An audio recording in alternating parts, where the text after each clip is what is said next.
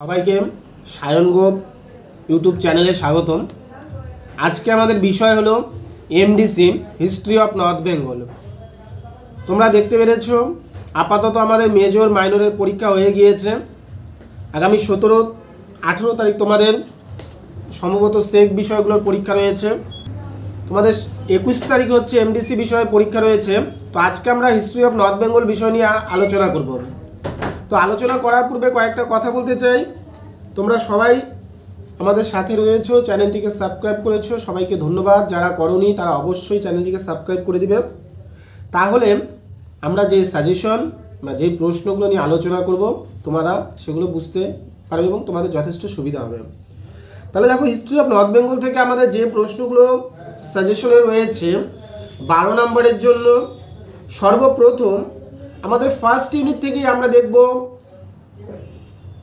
উত্তরবঙ্গের ভৌগোলিক ইতিহাস আলোচনা করো। উত্তরবঙ্গের ভৌগোলিক ইতিহাস আলোচনা করো, খুবই কমন প্রশ্ন। ইউনিট 1 থেকে উত্তরবঙ্গের ভৌগোলিক ইতিহাস আলোচনা করো। এরপর আমরা দেখব যে বিভিন্ন যে রাজবংশগুলো রয়েছে সেই রাজবংশগুলো থেকে তোমাদের প্রশ্ন আসতে পারে এবং আমরা বলবো শশাঙ্কটা তোমরা দেখে যাবে। গৌড়রাজ শশাঙ্কের কৃতিত্ব বিচার করো। এটা হচ্ছে আমাদের 2 নম্বর প্রশ্ন। ফার্স্ট প্রশ্ন বললাম উত্তরবঙ্গের ভৌগোলিক অবস্থা আলোচনা করো এবং 2 নম্বরে যে প্রশ্নটা বললাম সেটা হলো শশাঙ্কের কৃতিত্ব বিচার করো। এরপরে তোমরা ভারতবর্ষে বা উত্তরবঙ্গে যেসব আন্দোলনগুলো হয়েছিল সেই সব আন্দোলনগুলো অবশ্যই তোমরা দেখে যাবে এবং এখান থেকে কোন কোন আন্দোলনগুলো দেখবে। উত্তরবঙ্গে ভারত ছাড়ো আন্দোলনের প্রভাব আলোচনা করো। উত্তরবঙ্গে ভারত ছাড়ো আন্দোলনের প্রভাব আলোচনা করো, এটা 3 নম্বর প্রশ্ন। এবং 4 নম্বরে তোমরা দেখবে সন্ন্যাসী বিদ্রোহ বা ফকির বিদ্রোহ, এটি আমাদের 4 নম্বর সাজেশন। এরপরে 5 নম্বরে আমরা যেটা দেখব অবশ্যই ভেরি ভেরি ইম্পর্টেন্ট প্রশ্ন, পঞ্চানন বর্মা।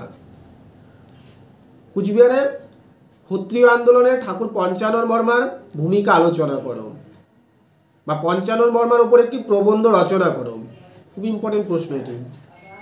6 নম্বরে আমরা লাস্ট ইউনিট থেকে যে প্রশ্নটি দেখব সেটি হচ্ছে কুচবিহারের সংযুক্তিকরণ, বা এই প্রশ্নটা অবশ্যই দেখবে কুচবিহারের সংযুক্তিকরণ, এই প্রশ্নটা তোমরা দেখবে এবং কুচবিহারের রাজবাড়ির ইতিহাস সম্বন্ধে আলোচনা করো।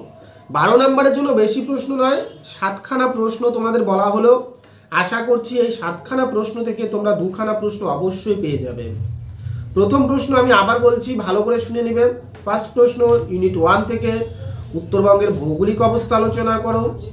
এরপরে ইউনিট 2 থেকে বিভিন্ন রাজবংশগুলো রয়েছে সেখান থেকে আমরা শশাঙ্কের কৃতিত্ব বিচার করো, এটা দেখব। এবং আন্দোলন যেগুলো রয়েছে ভারত ছাড়ো আন্দোলন অবশ্যই দেখব। সন্ন্যাসী বা ফকির বিদ্রোহ, এটাও ভালো করে দেখব। 5 নম্বরে ঠাকুর পঞ্চানন বর্মার ভূমিকা আলোচনা করো, খুব ভালো করে দেখব। এবং 6 নম্বরে কুচবিহার সংযুক্তিকরণ, বিভিন্ন সমস্যা, এই প্রশ্নটা দেখব এবং কুচবিহারের রাজবাড়ি সম্বন্ধে। এই 7খানা প্রশ্ন আমরা মান 12 জন্য দেখে যাব। এরপরে আমরা 6 জন্য যে প্রশ্নগুলো দেখব, দেখো আমি 2টা আন্দোলন তোমাদের 12তে বলে দিয়েছি এবং 6 জন্য তোমরা বা 12 হিসাবেও আসতে পারে তেভাগা, এই যে 3টা বিদ্রোহ, ভারত ছাড়ো আন্দোলন, তারপরে হচ্ছে গিয়ে তেভাগা আন্দোলন, সন্ন্যাসী বিদ্রোহ, 100% বলতে পারছি এই 3টা বিদ্রোহ যদি ভালো করে পড়ে যাও এখান থেকে প্রশ্ন তোমরা অবশ্যই পাবে। তেভাগা আন্দোলন যেটা কমিউনিস্ট পার্টি দ্বারা হয়েছিল, ভূমিজার যে স্লোগান ছিল ভূমিজার লাঙ্গল যার ভূমি তার, এই আন্দোলনটা ভালো করে তোমরা দেখবে। এর পাশাপাশি তোমরা শশাঙ্ক আমি বলেই দিলাম, তোমরা পাল বংশের যে ভিন্ন রাজারা রয়েছে, ধর্মপাল, এই ধর্মপালকে দেখে যাবে। পাল বংশের যে ধর্মপালের কৃতিত্ব বিচার করো, এই জায়গাটা তোমরা দেখবে মান 6 জন্য। মান 6 3 নম্বরে কোন প্রশ্ন দেখব, সেন রাজা বিজয় সেনকে আমরা দেখে যাব 6 জন্য। বা এখান থেকে আমরা আরেকটা প্রশ্ন দেখতে পারি, সেটা হচ্ছে ত্রিশক্তি সংগ্রাম কারণ ফলাফল আলোচনা করো। তাহলে এখান থেকে আমি প্রশ্নগুলো বলছি। যে প্রথম প্রশ্নটা আমি বললাম তেভাগা আন্দোলন, ভালো করে দেখবে। পাশাপাশি আমরা এখান থেকে পাল বংশ বা সেন বংশ যে রয়েছে সেখান থেকে আমরা প্রশ্ন দেখব। এবং ত্রিশক্তি সংগ্রাম, ভেরি ভেরি ইম্পর্টেন্ট প্রশ্ন, ত্রিশক্তি সংগ্রাম, কৈবত বিদ্রোহ, এই জায়গাগুলো দেখতে হচ্ছে। পাশাপাশি ইঙ্গো ভুটান যুদ্ধ সম্পর্কে আলোচনা করো, ইঙ্গো ভুটান যুদ্ধ সম্পর্কে আলোচনা করো, ভালো করে এই জায়গাটা দেখবে। তারপরে লেপচা উপজাতি, পাহাড়ের যে বিভিন্ন উপজাতিগুলো রয়েছে লেপচা উপজাতি, সেই লেপচা উপজাতি সম্বন্ধেও ভালো করে দেখবেন। তার পাশাপাশি হুসেন শাহী বংশ এবং কুচবিহারের খেন বংশ যে রয়েছে খেন বংশ, এই জায়গাটা দেখবেন। তাহলে এখান থেকে আমরা 6 নম্বরের জন্য 8খানা প্রশ্ন বললাম, এই 8খানা প্রশ্ন ভালো করে দেখে যাবেন। তেভাগা, কৈবত বিদ্রোহ, তার পাশাপাশি এখান থেকে আমরা যেটা দেখব ধর্মপাল, লেপচা উপজাতি, ইঙ্গো ভুটান যুদ্ধ, খেন বংশ, হোসেন শাহী বংশ বা ইলিশ শাহী বংশ। তাহলেই এখান থেকে 6-এর প্রশ্নগুলো কমন পেয়ে যাবেন। এরপর 3-এর জন্য তোমরা যেগুলো পড়বে, 3-এর জন্য একটু বেশি করে পড়তে হবে। টিকা লিখো মৎস্যনয়, অবশ্যই পড়বে। তারপরে কৈবত বিদ্রোহ, এটাও 3-এর জন্য আসতে পারে। ভিন্ন ভিন্ন যে জায়গাগুলো রয়েছে, বরেন্দ্রী, এই জায়গাগুলো দেখবে, বরেন্দ্রী, পান্ডুয়া, ঠিক আছে, এখানে 2-1টা জায়গা রয়েছে, এই জায়গাটা ভালো করে দেখবেন। ডুয়াস, ভেরি ভেরি ইম্পর্টেন্ট প্রশ্ন, ডুয়াস, ঠিক আছে, ভালো করে দেখবেন।